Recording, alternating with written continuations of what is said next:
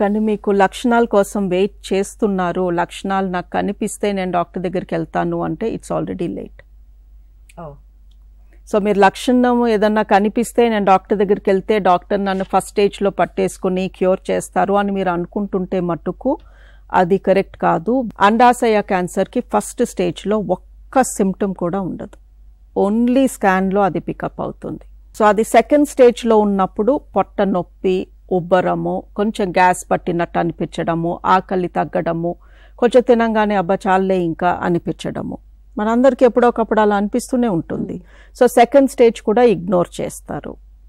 Third స్టేజ్కి వచ్చేసరికి cancer కింద పొత్తి కడుపు నుంచి పై పొట్టలోకి పెరిగాక పొట్టంతా టైట్గా అయిపోయి కక్కడం స్టార్ట్ చేసి అస్సలు తినకుండా బాగా బక్కగా అయిపోయినప్పుడు మా దగ్గరికి వస్తారు థర్డ్ స్టేజ్లో. సో ఓవరీ క్యాన్సర్ ఫస్ట్ స్టేజ్లో పట్టుకోవాలి అంటే మీరు చక్కగా హెల్దీగా ఉన్నప్పుడు ఎవ్రీ ఇయర్ ఒక స్కాన్కి వెళ్ళండి, అందులో ఏమన్నా ఉంటే స్కాన్ చెప్తుంది. వారి స్కాన్కి ఎవ్రీ ఇయర్ వెళ్ళాక మిగతా 11 నెలలు మధ్యలో నాకు ఒవేరియన్ క్యాన్సర్ రాదా అంటే రావచ్చు. సో ఒవేరియన్ క్యాన్సర్ని పట్టుకోవడం కష్టం, దాన్ని సైలెంట్ కిల్లర్ అంటాము.